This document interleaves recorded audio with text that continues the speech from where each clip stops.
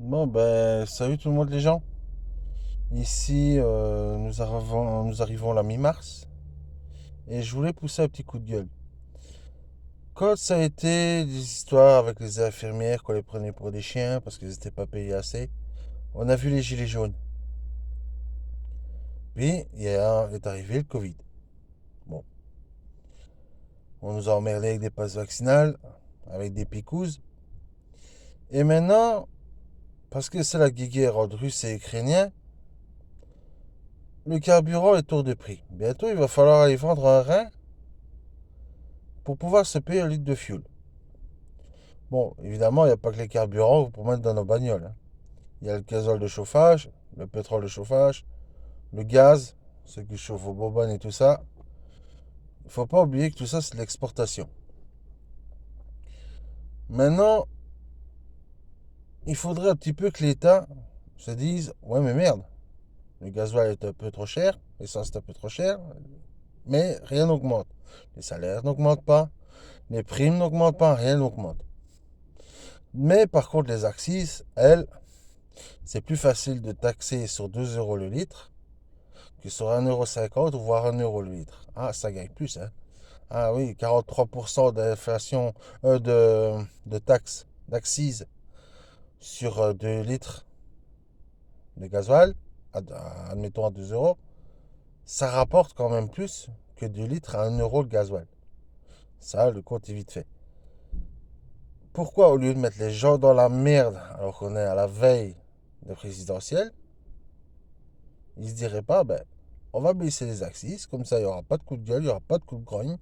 On va éviter, je sais pas moi, des manifs et tout, des bazars ainsi.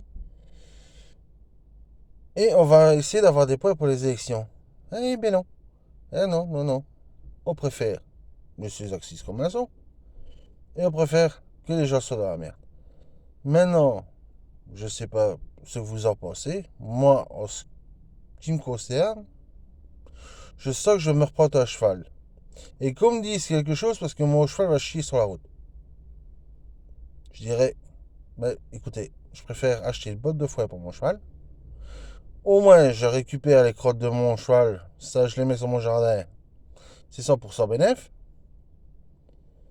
Oui, c'est vrai, j'emmerde tout le monde sur la route. Parce que je suis usager lent. Pire qu'un camion. Oui, ben alors, qu'on baisse les prix des gasoil et des carburants. Sur ça, les gars, si vous revoyez les gilets jaunes, on sait jamais, dites-leur de faire une bonne, à beaucoup de gueule pour le carburant, hein, pas pour des histoires qui, bon, c'est vrai, ça a pu aider les infirmières, c'est vrai. Mais maintenant que la crise Covid est partiellement passée, eh ben on les considère un peu comme de la merde. J'ai une amie à moi, elle est infirmière. Quand ça a été, je veux dire, la panique au début Covid, ah, elle était sollicitée, quitte à avoir des vaccinations, des machins, des bidules. À l'obliger à se vacciner pour travailler, là, elle était bonne.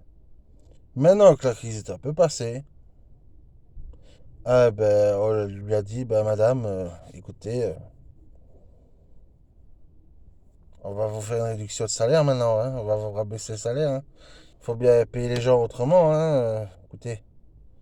Hein. Par contre, on lui a donné un CDI, mais moins cher, elle est payée moins cher que quand elle était en CDD. Là, il y a quelque chose qui cloche. Donc, soit. Si vous voyez la tête des gilets jaunes, je sais pas, faites tourner, qu'ils aient un peu poussé la gueule en bas de l'Elysée. Hein, parce que bon, c'est à moi tout seul, bon, bah, personnellement, Monsieur Macron, rien à foutre. Mais quand il y aura des centaines, voire des milliers de personnes dans les rues en dessous de chez lui, peut-être qu'il va se dire, ah ouais, putain, là, ça commence à faire mauvais. Vous savez ce qui s'est passé en Belgique il y a quelques années quand le gasoil et tout ça a augmenté? Les chauffeurs poids lourds ont bloqué les entrées des raffineries. Tout ce qui était dépôt de carburant et tout ça, tout était bloqué. Donc du coup, toutes les stations sont tombées à court. Ça a duré pendant 15 jours.